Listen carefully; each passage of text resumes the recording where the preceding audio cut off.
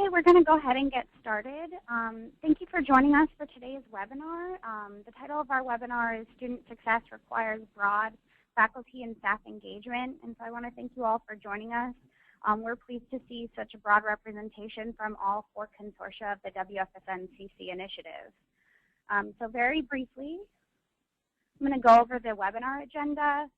We'll do introductions of the Achieving the Dream staff on today's webinar, as well as our webinar panelists. I will review a few reminders for the initiative, and then our panelists from Durham Tech Community College will give their presentation.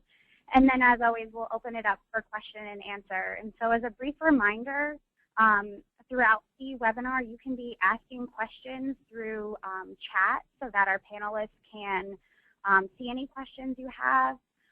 Otherwise, when we get to the Q&A, you can raise your hand and we can unmute your line so you can talk to us.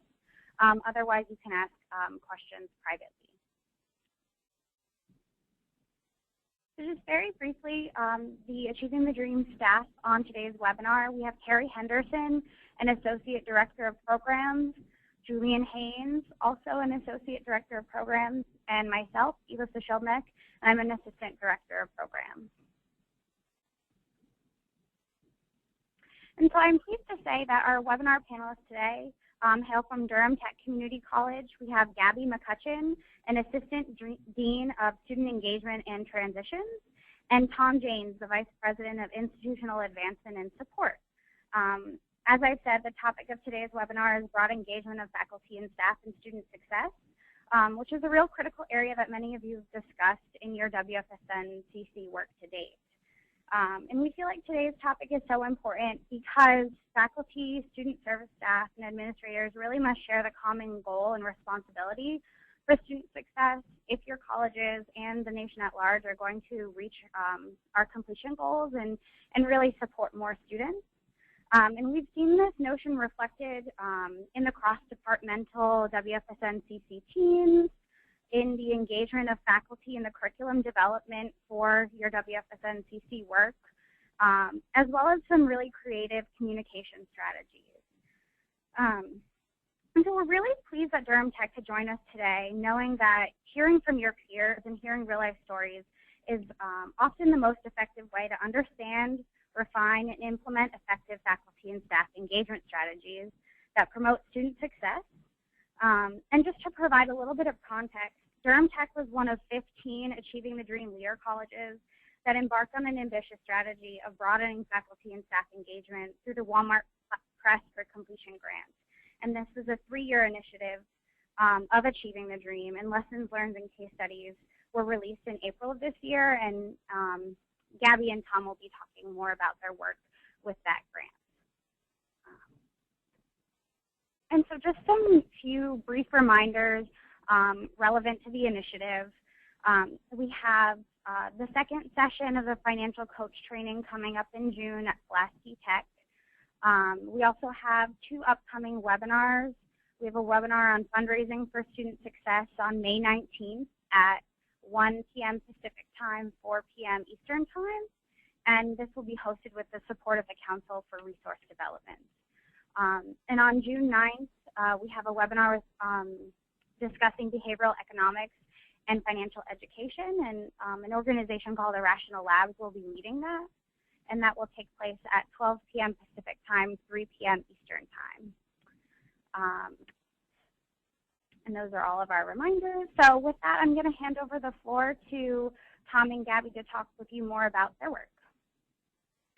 Wonderful. Thank you, Alyssa. And we appreciate the opportunity to talk with other colleges about some of our experiences and lessons that we have learned and still continue to learn around issues of engagement here at Durham Tech. I thought it might be helpful just to tell a bit of a story about why we were engaged in this work and why it was important to us. We have been involved in the Achieving the Dream Network as a college for now 11 years, and spent a lot of time in the first years of our work looking specifically at issues of first to second semester persistence. And so we did what many colleges have done. We focused on issues of first year experience, setting up better orientation programs, scaling those, and really looking at our data to see what we could do to make a difference in persistence. But how that impacted our engagement on Durham Tech's campus was that we ended up with this kind of a lopsided engagement experience, and that was we had a lot of people in student services and a lot of people who were engaged in teaching the FYE classes, very engaged in the work, and not a lot of engagement in other areas of the college. So it was definitely a situation where there were pockets of engagement.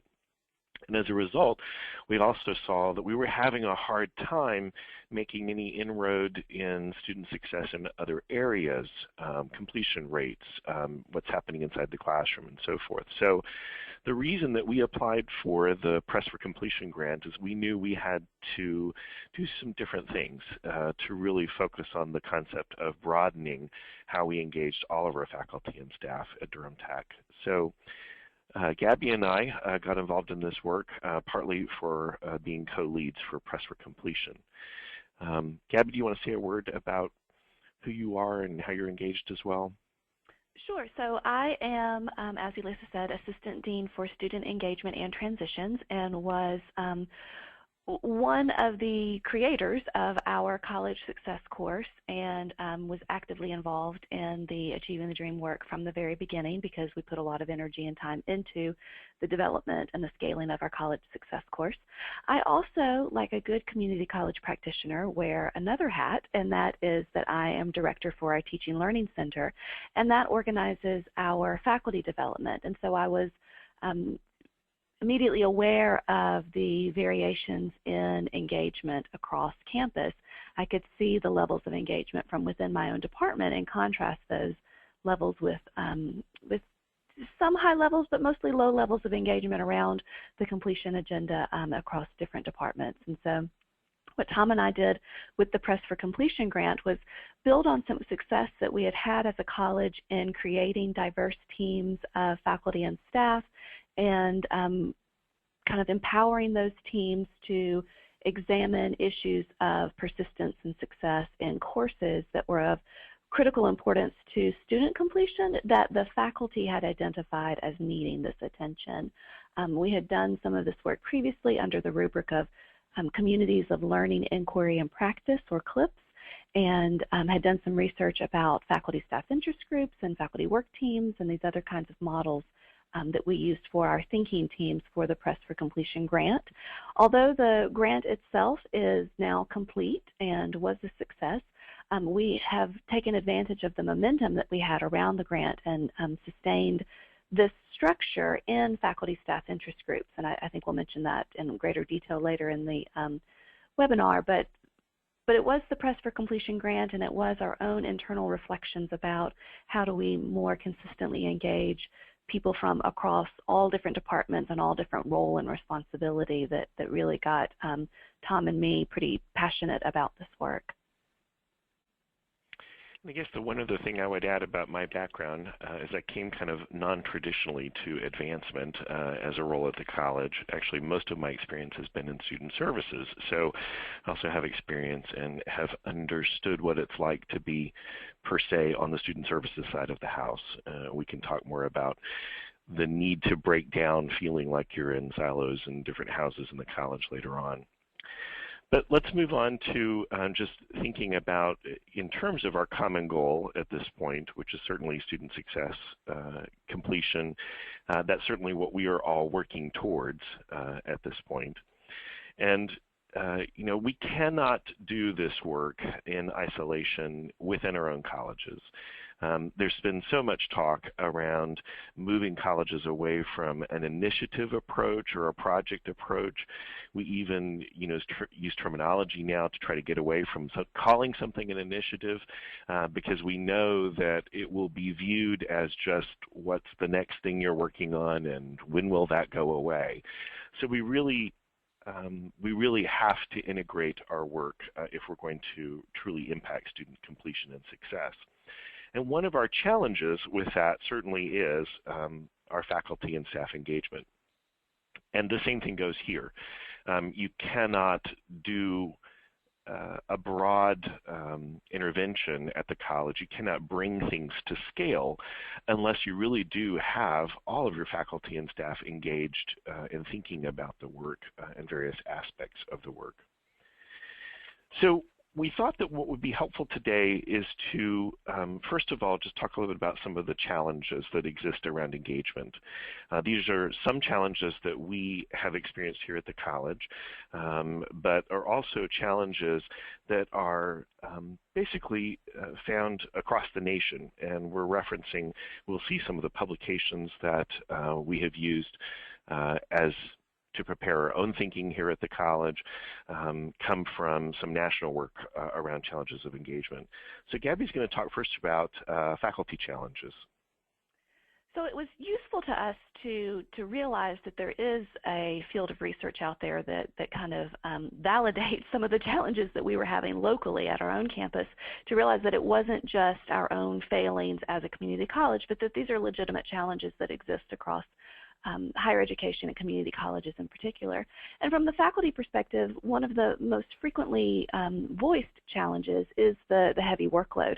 And this includes not only high teaching loads, number of courses, number of seats in those courses, variety of courses that many of our faculty teach, but also advising responsibilities and committee responsibilities and other administrative tasks that need to be taken care of, such as reporting attendance or reporting grades or withdrawing students from classes, and all of that can really yield a pretty challenging workload for individual faculty, both full-time and part-time faculty.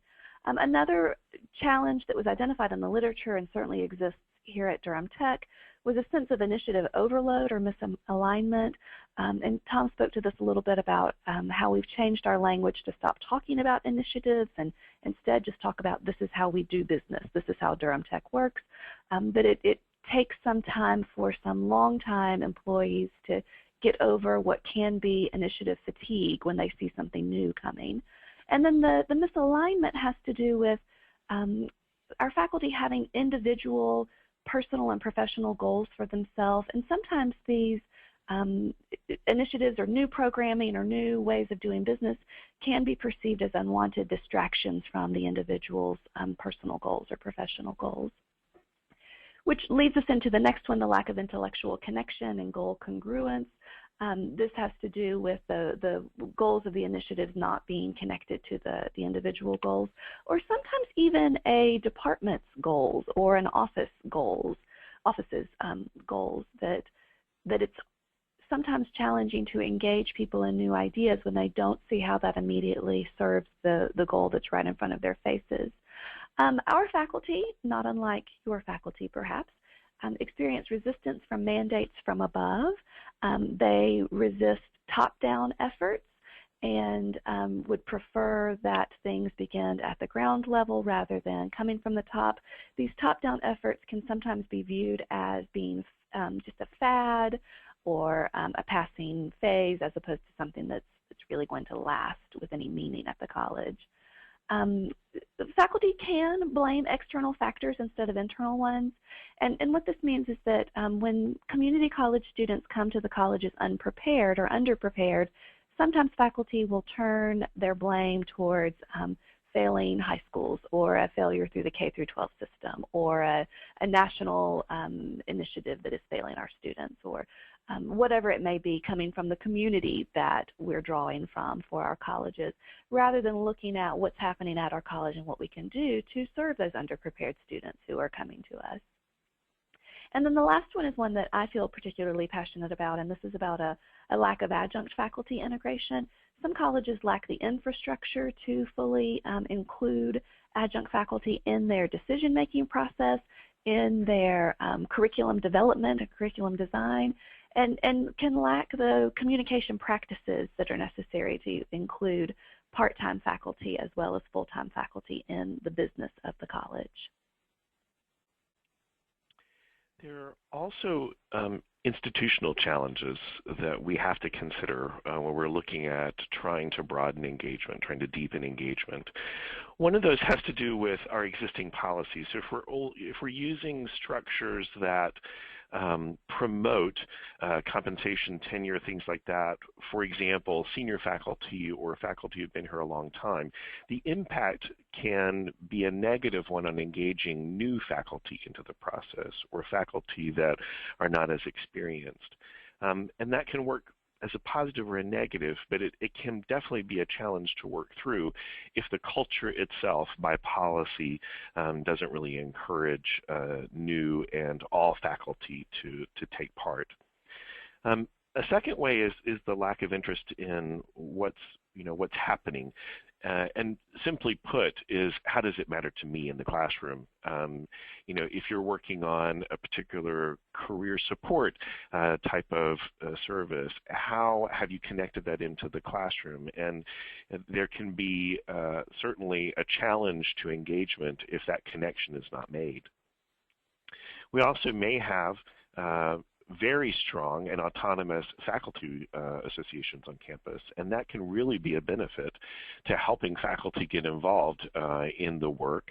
But it can also, if the faculty associations are more developed as kind of a separate arm and not integrated with the design of moving student success types of initiatives forward, that can also be a challenge as well. Certainly, if you have leadership turnover on a regular basis, if the people who have been your champions on particular initiatives are coming and going pretty frequently, it can definitely be a challenge to kind of keep things, because people may perceive, oh, well, he's going to be gone soon, and are we really going to be working on this issue moving forward? So that can definitely be a challenge. And certainly, we've heard the term silos a lot lately. The most traditional silos being, well, that's a student services thing, or that's an instructional thing, or, well, that's just my department, and so forth. So it's difficult to certainly broaden out your engagement if you don't have ways to counteract those silos on campus. So we've talked at you quite a bit. We thought that might be good at this point just to take a quick poll and ask you a basic question, and that is, what are some of the barriers to engagement that exist on your campus, kind of using some of these categories? So I'm going to ask Alyssa if she'll pull up the poll for us at this point, so we can take a look and get you to engage in this first poll. And so you'll see that there are 5 potential answers at this point, and it says please select one. We think we might be able to select more than one, so if you want to try selecting more than one, that's great. But what we're trying to do is just get a sense of, what do you feel are your challenges? So are they associated with heavy workloads, the connection to the classroom, resistance to that top-down kind of approach, external factors, or what Gabby was talking about, that her passion on adjunct faculty integration. So if you had a chance to vote on that one.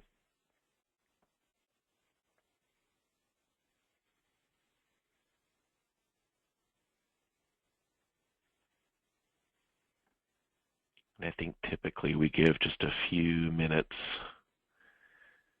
to see where we're at.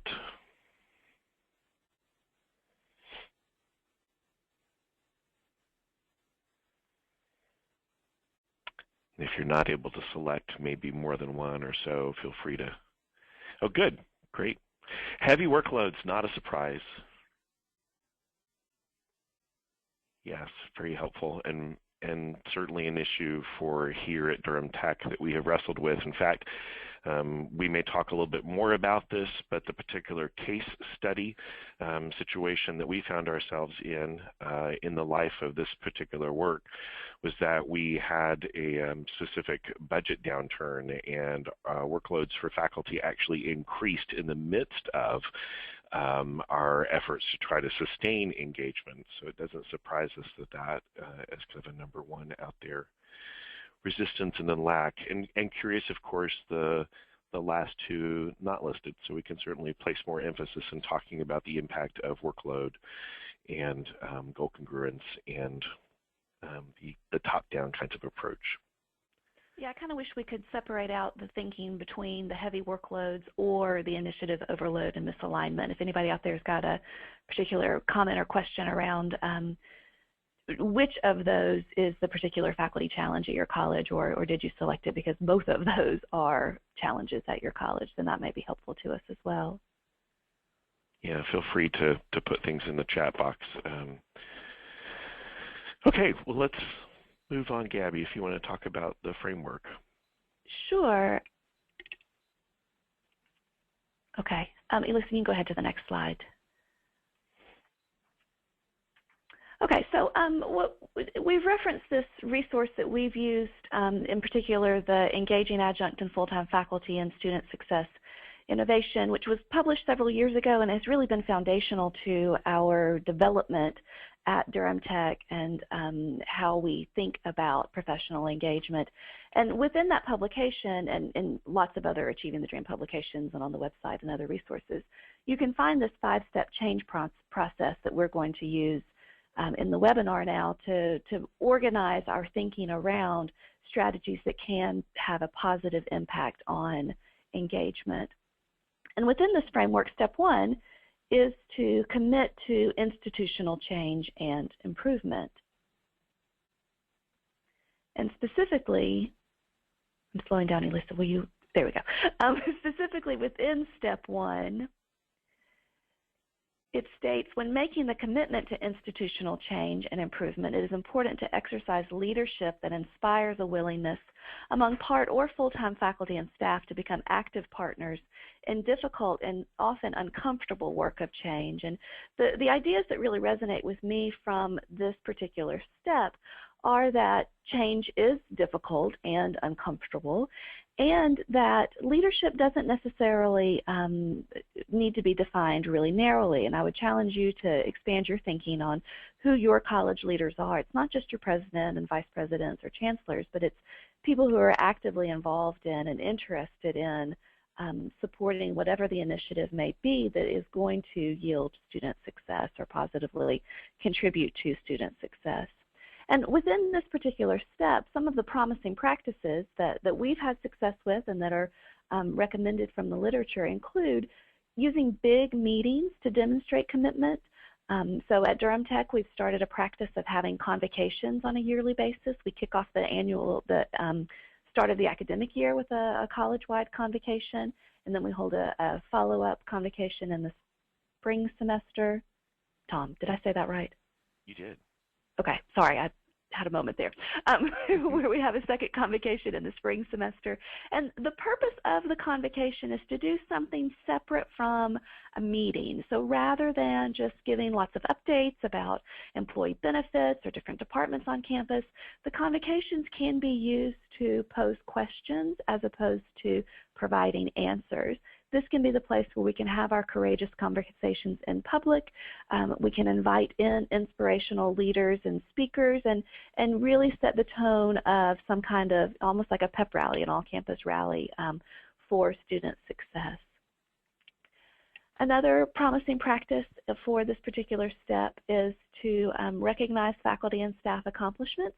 As a matter of fact, we have on our college agenda tomorrow to hold a employee appreciation event that will highlight the accomplishments of lots of different people on campus in lots of different ways. And so we have an Excellence in Teaching Award, an Excellence in Support Services Award, Excellence in part-time faculty, adjunct faculty and part-time Service Awards, Excellence in Community Engagement Awards. And so these are multiple ways for us to recognize a variety of people on campus who are really doing above and beyond what is expected of them. And it's nice to give them that public recognition. The recipients receive either a plaque or a certificate. A stipend comes with that recognition as well.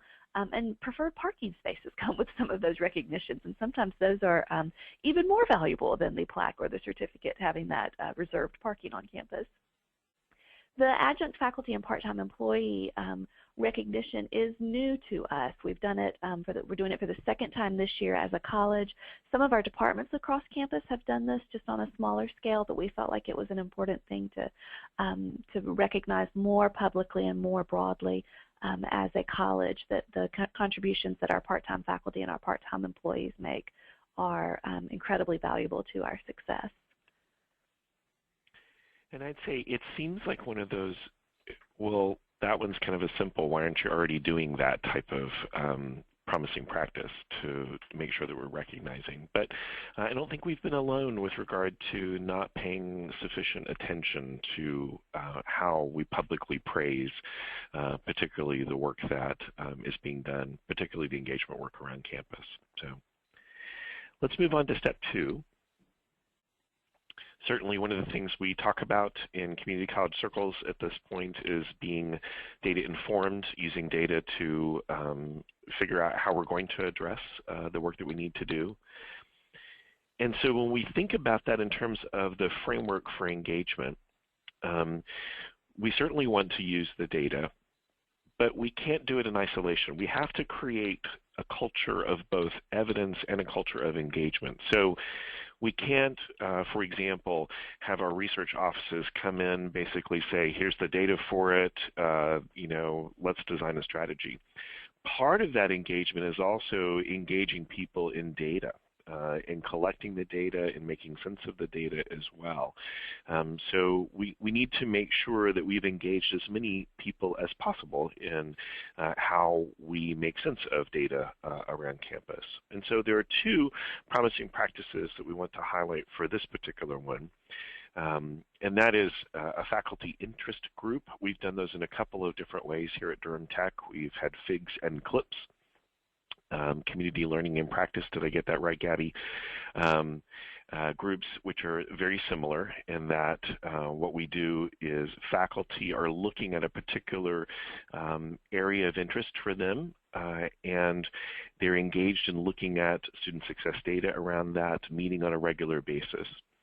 We've joked recently that we're going to call our FIGs FSIGs because we want to make sure that staff are also integrated into that. One of the things that we specifically learned from our Press for Completion work is how important it is to value what's happening in this work.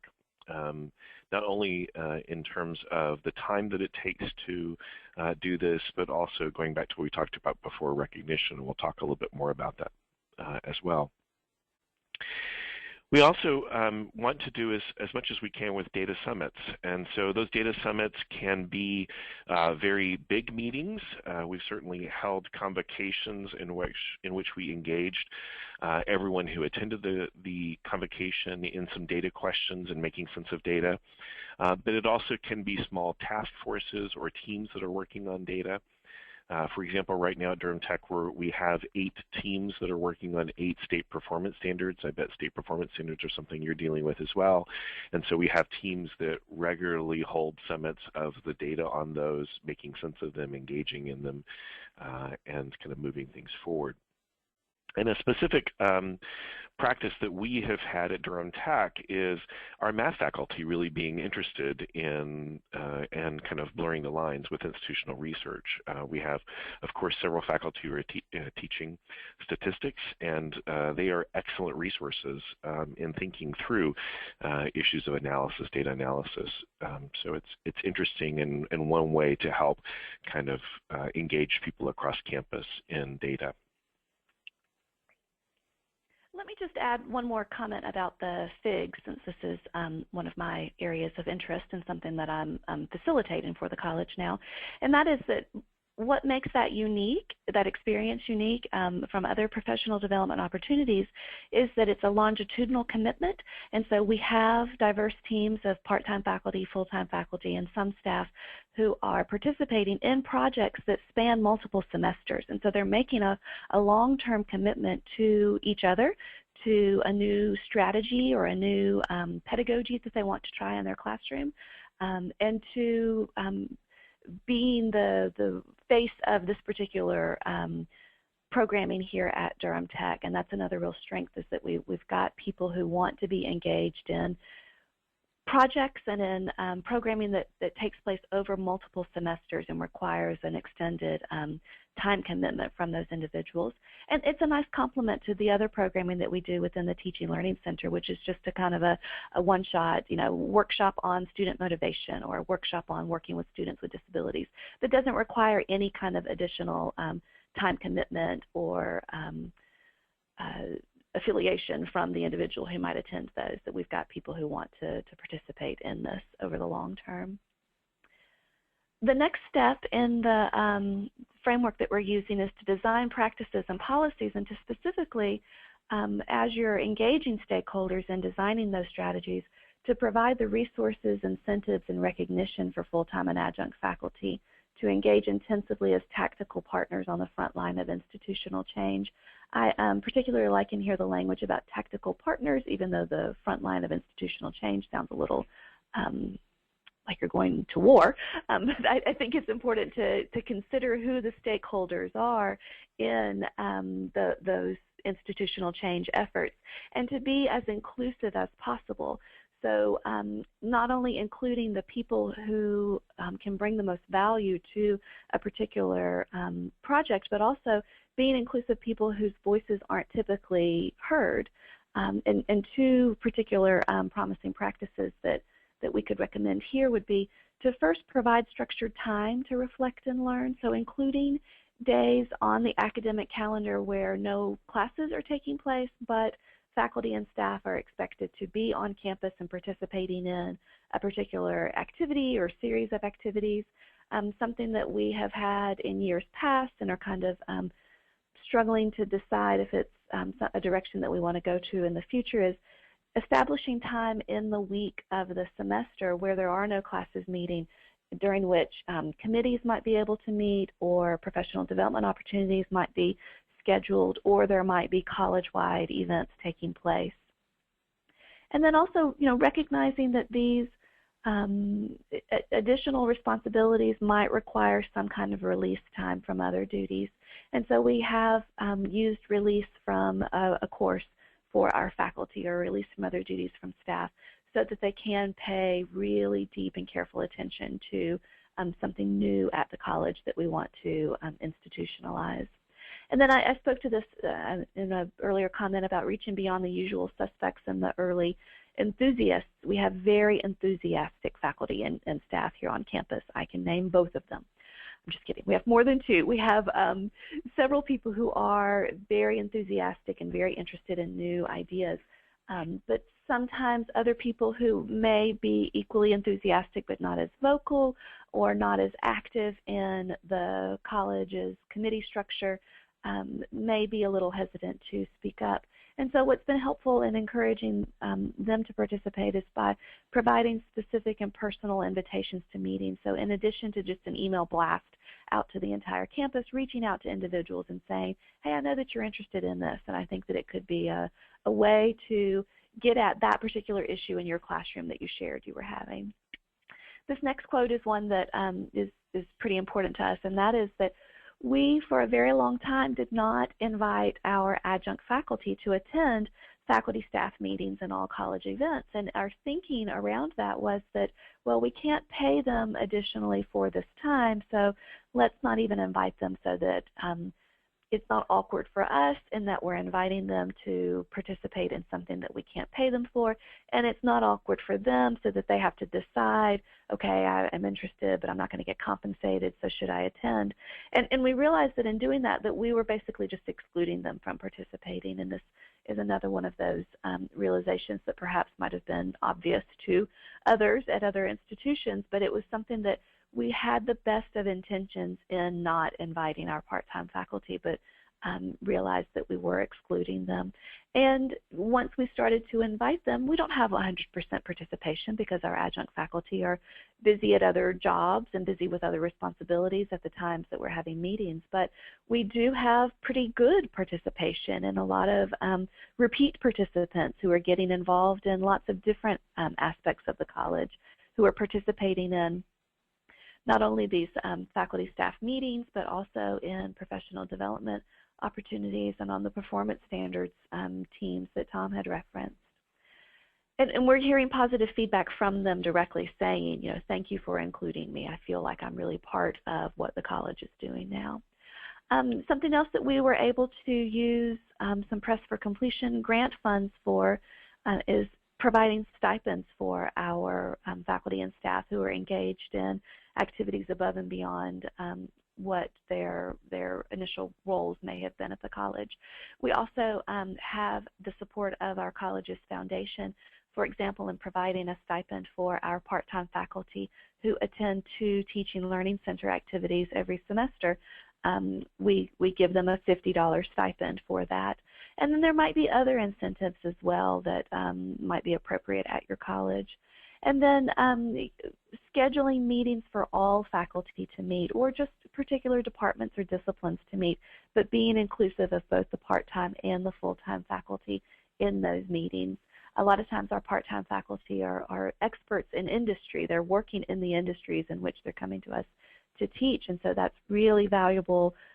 They have really valuable contributions that they can provide to our full-time faculty, who may be also content area experts and have become teaching experts, but maybe haven't been working in that field for a year or 2 years or longer.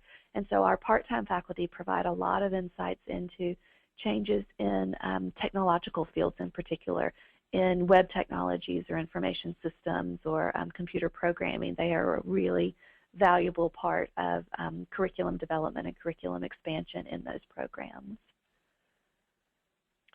I just want to underscore, since most of the participants in today's call indicated that that overload issue or workload may be one of the issues, is that we acknowledge this strategy about providing structured time is not easy. It sounds easy, but you really do have to make an institutional commitment to carve out time, and that means also allowing faculty and staff the ability to get away. You can't create a process that says, well, come and meet and let's talk about things, but not support that through allowing them the space to do those things without worrying about, for the next hour and a half, I've got to be doing something else, or I'm supposed to cover the area and so forth. So there really is a sense of institutional commitment that goes along with this, as well as, stipends. That can be a real tough issue for funding for a sustained period of time. So it does also take an institutional commitment to think about stipends on a long-term basis. What is your funding source going to be over a period of time if you're using that particular structure? And you don't want to end up in a situation where the stipends disappear. You want to have a sustained structure, and so important to think of those issues. So let's move on to step 4. Implement, evaluate, and improve your practices and policies. And when we think about that in terms of the framework for engagement, it's really about how do we institutionalize those expectations, and how do we set infrastructure at our colleges that promote continuous engagement, and that's engagement of all. So we don't want structures that allow a few to make the same decisions all the time. We need structures that really change the way we think around engaging people in how we implement, evaluate, and improve those strategies. And of course, we have traditional structures that do these things. We use program area reviews, service area reviews, and maybe the issues that we have to look at there is how we're engaging people from different areas in those structures as a way to tweak that. Or it may inform a different way of thinking about your college infrastructure. In fact, at Durham Tech, based upon the work of Press for Completion, we've now decided to redesign our council structure so that our councils are on functional tasks rather than by departmental tasks at this point, and we can keep you posted on that. We're in the midst of that. There are 3 promising practices that we want to talk about. One has to do with blurring the lines between faculty and staff. My experience in student services, and certainly I've heard from instruction as well, is that we often get into an us-them mentality. Faculty don't quite understand what student services is doing. Student services doesn't quite understand what faculty do in the classroom. And so one of the ways to get beyond that is to blur the lines between those two. And one specific way that we did that at Durham Tech was in our first year experience, where we have academic advisors who are also teaching our first year experience classes. And we have found that what that helps to do is that there's no longer an us-them, it's all us. And they start to understand the pressures associated with either role at the college. Another challenge that we had is that if we truly were going to engage everyone, particularly in big meetings at the college, if we're going to have a college convocation that involved everyone at the college, we didn't have the space to do that. I don't know how common that is at most of your community colleges, but our largest space could really only hold about a third of our true total number of employees. And so we had to be very creative with regard to how do we hold these big sessions, how do we engage as many people as possible, and get out of our thinking, well, if we just don't invite everyone, then, well, that's not truly engagement. We had to think creatively about how to make sure that everyone had a space. And so we looked at issues of multiple sessions, small conversations with the same themes, and so forth. So the other absolute that we have to do is that we can't be talking about good student engagement in our classrooms without putting it into practice. So the last thing we want to do is have big meetings and talk to people for hours on end. We really do need to practice good teaching, and that is engaging, stopping, asking, reflecting, really modeling the practices that we would expect for engagement. And we have to do that everywhere, in our meetings, in our big meetings, in our departments, and so forth. So very important that we think differently and get out of kind of the lecture format if we are going to get people engaged in conversations around student success. Kind of funny that you're talking about building engagement, and we've been talking at them at this webinar for a very long time. We will engage you shortly. But first, let me talk a little bit about the final step within the framework about sustain, continually improve, and validate practices and policies. And specifically the step, when creating the conditions for sustainability and continuous improvement, work to span silos and nurture a college culture that is inquiry-based, collaborative, and transparent. And so Tom spoke a little bit about the us versus them pitfalls that can happen between academic affairs and student affairs. But I would also encourage you to think about the other silos that may exist between your developmental education faculty and college-level faculty, perhaps between faculty and administrators, perhaps between full-time faculty and part-time faculty, perhaps between faculty and students or staff and students. Those silos as well can sometimes stall institutional change. And so thinking about how to tear down the silos and creating opportunities for engagement across departments and across roles can be a really powerful tool. And then the idea of nurturing inquiry, too, as being really foundational to engagement. And this was built into what we did with Press for Completion. We used a cycle of inquiry that may be familiar to you if you're familiar with Scholarship of Teaching and Learning or faculty interest groups or action research, which is typically used in the K through 12 setting. But we actively engaged our Press for Completion teams in multiple semesters of planning, using data to inform what changes needed to be made, planning for new interventions or new teaching strategies, and then in the following semester actually implementing those interventions or strategies at the end of that semester, reflecting on it, and then making changes to either repeat the strategy, refine it, or scrap it altogether in a third semester. And so using that kind of inquiry or inquiry model to engage people in a deeper level of experience for the college was really, really useful. And then the last few promising practices for this particular item include using social media for faculty and staff, not just for students. And so we've had some success in our big meetings, encouraging activity on Twitter, using Poll Everywhere, which is a free product that you can use to have people text in responses to an open response question. It's popular sometimes in classrooms. Then it can be used in meetings as well, where it's hard for people to raise their hands and to speak up.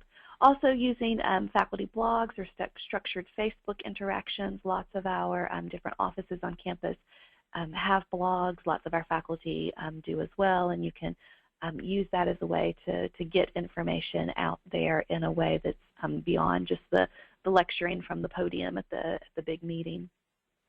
Also, providing opportunities for faculty and student dialogue is a really powerful strategy. We have, as a part of our SAC-COC reaccreditation preparations, held some focus groups to help us narrow down what we might do as our quality enhancement plan. We've also held focus groups among student groups to get feedback on our revised strategic initiatives and college goals. Holding different kinds of campus events can be a really good way to get people engaged and to meet people in new and meaningful ways. And then having student ambassadors on campus governing bodies. And Tom mentioned that we're undergoing a pretty radical change in our infrastructure right now that will include reorganizing a lot of our committee and task force work into 5 councils that have committees under them and a larger structure beyond that. And something that I'm particularly interested to see put in action is how we're going to engage students at every level of that infrastructure. And that is our intention. Again, we don't have any results to share just yet because we're in the middle of that transformation, but that's part of what we're anticipating, is having more students participate in the decision-making processes across campus. And then finally, cross-department gatherings. Here at Durham Tech, we have a long history of having President's Birthday lunches where the President takes everybody out to a restaurant here in town who has a birthday within the same month. And so our President, Dr. Ingram, goes to 12 birthday lunches a year where he takes everybody whose birthday is in January to lunch in one Friday afternoon, typically in January. Everybody who has a birthday in February, they all go to lunch in February. And that's a really nice way to make connections that would not exist otherwise. So my birthday is in July. I know the other people on campus who have a July birthday. They are people that I do not come in contact with other than that annual birthday lunch. Or, you know, just passing them on the sidewalk. And we have that connection now, whereas previously we might have said good morning and kept going. Now I know those people a little bit more deeply and have known them for all the years that I've worked here at Durham Tech and been participating in the birthday lunches. We also celebrated a year of service when we had our 50-year anniversary not too long ago, and have sustained our focus on service learning both in the classroom and for our employees by creating opportunities for service learning to take place together. So we've done, you know, some of the typical service learning activities such as a Habitat for Humanity building project, or participating in a fundraiser walk or 5K. We also have a community garden right around the corner from our campus, and we have regular opportunities for people to go dig in the community garden together.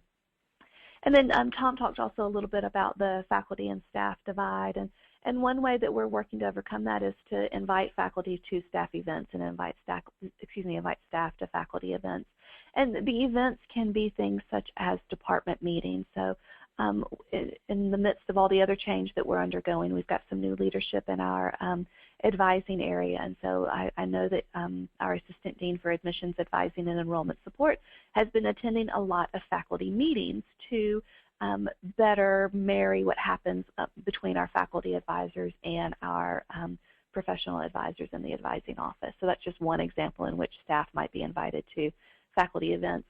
I, as a faculty member, sit on our Student Development and Support Council, which is our Student Affairs Council, and that's a nice way for me to learn the perspective of what's happening in student affairs, but also for me to give the perspective from the faculty POV about particular issues that they may be discussing. Whew. So those are the 5 steps, along with some corresponding promising practices, and I think Tom is going to facilitate the next poll discussion. So we have 3 questions actually to engage you in here at the end. We know we've given you a lot of information, but we've got 3 questions. And first of all, just to get a sense of what you're already using, because we know several of these ideas are not new to you. So what we want you to do is participate in this poll of the strategies we've listed here, 5 different categories of things. What are you currently using? And I think you can select all that apply. So please go ahead and indicate what you're using. We'll get a sense from everyone what are the most common strategies.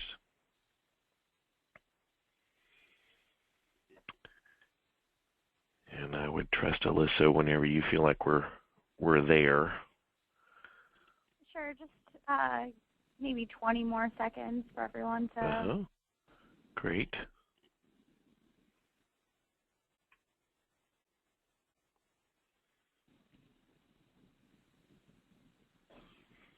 Yep, big meetings, definitely. So we're already holding large convocations, trying to make sure we pull all people together. Good to see recognition as a high one up there, data summits and so forth.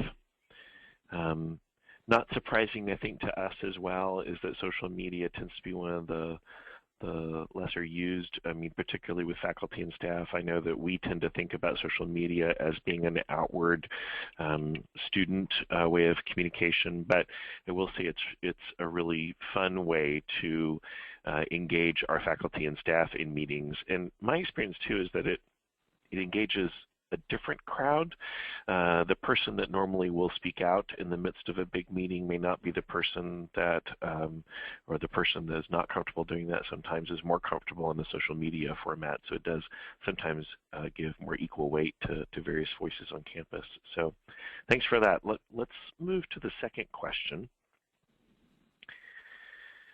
And that second poll question is more of a short term. So if you were to try something out that might have an impact on engagement, getting more people involved, what might be the short-term strategy? What could you do between now and fall term as something new or different to try? And again, we've got the same categories here that you could take a look at. And I think this one's a select one. So we'll give you a minute or two to take a look at that. And it might be nice for the other choice if you might put in the chat what the other is that you have in mind. Yes, absolutely.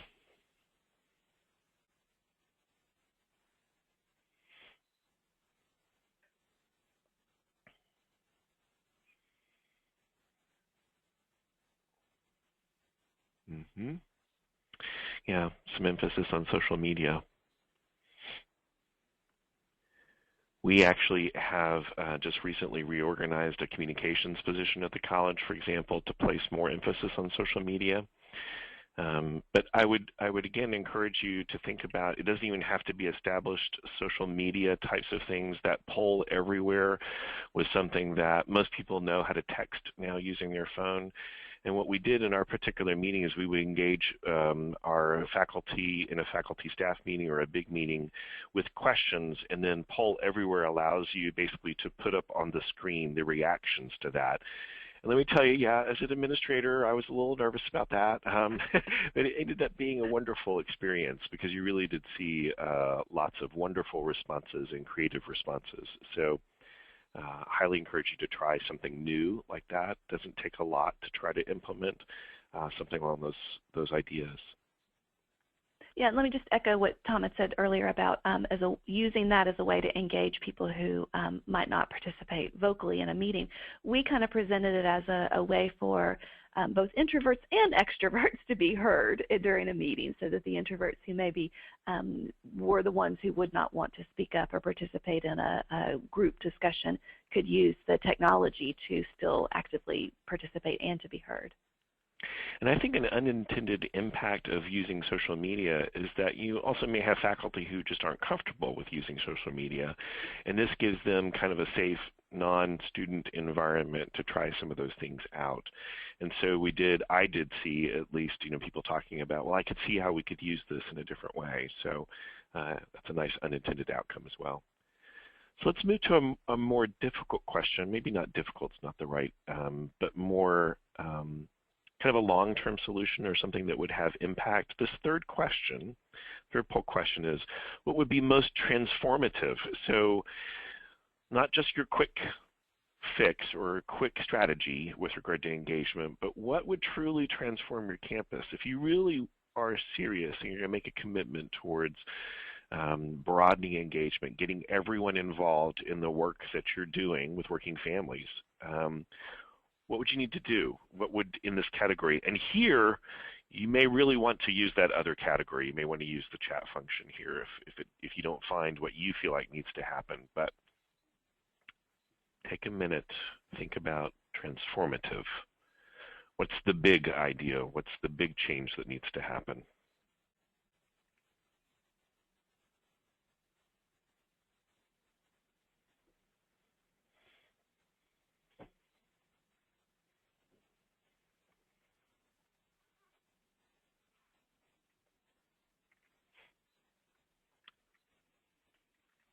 And we're seeing some of the, interest groups, professional development activities. Yeah, I just wanted to say really quickly, thank you to the two people who sent their responses to the question.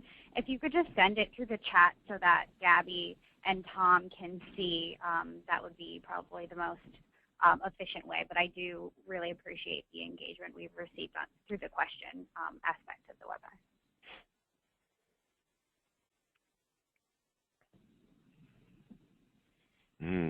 Faculty, student, staff dialogue.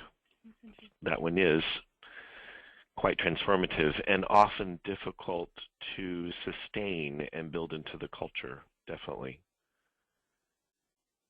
Yeah, I think that we've had more focus groups that have served a particular purpose rather than just having a focus group for the sake of a focus group or an open dialogue for the sake of itself. But if you're looking to build support for some new programming or some new responsibilities, then a focus group could be a way to do that.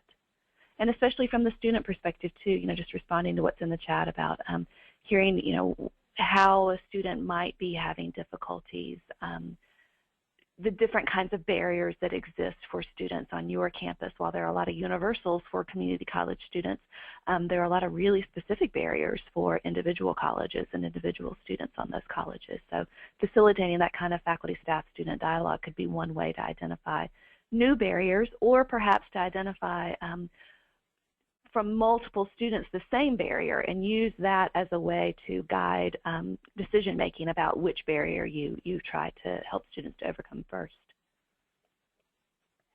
I'd like to respond a little bit about the comment, the cultural change where faculty recognize they're part of the solution, and give you some examples of how we tried to engage faculty in that conversation.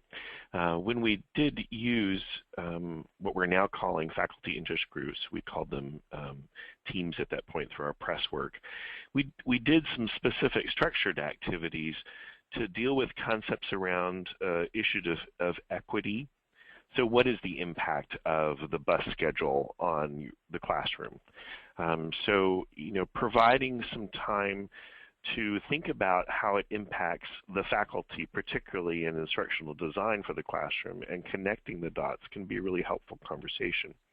I know that many faculty felt that understanding the concept of equity versus equality and how we think about terms of instructional design to help support students was a really important discussion for them. So I wonder if I just suggest that might be a way when you're carving out time for these dialogues to help connect it back into the classroom. Yeah, and Achieving the Dream has a lot of resources and frameworks that you might be able to use or adapt around the issues of equity in particular.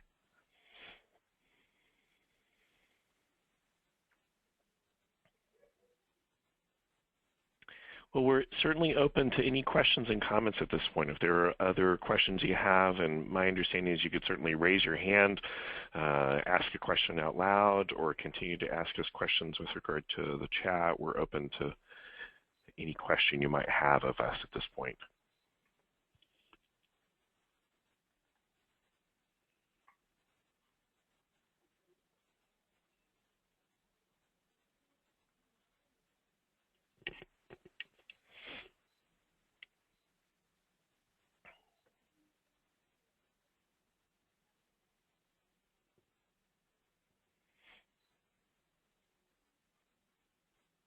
Alyssa, are you seeing any questions on your end? Sorry, I was, but I had myself muted. So I was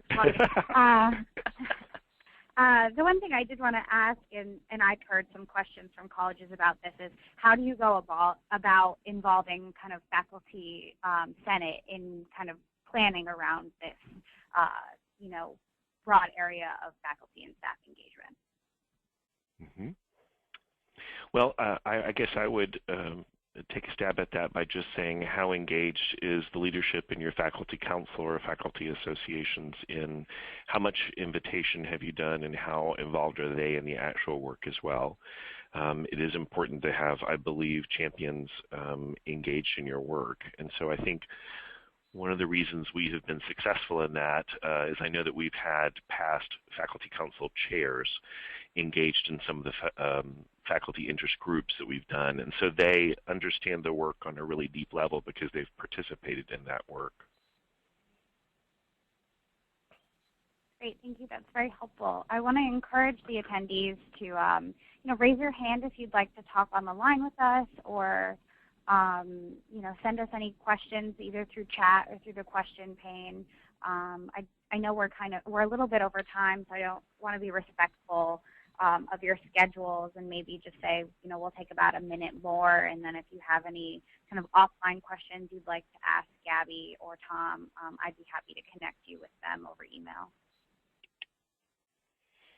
Again, I would say, another concept around faculty council and faculty association is you really have to challenge yourself to make sure that it's applicable to what is important to faculty. And so you've got to figure out what that connection is, and that might be just engaging faculty and giving you feedback. Well, how do they see the connection or how do they not see the connection? So there's at least a dialogue about it. And that could be a way to engage the faculty senate or faculty council on your campuses to give that voice and representation across a larger department in identifying what those faculty priorities are.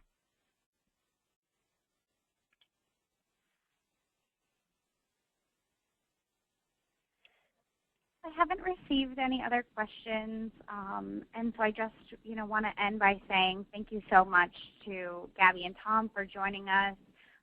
I was definitely personally very engaged and learned a lot out of the webinar, and I hope you all did as well.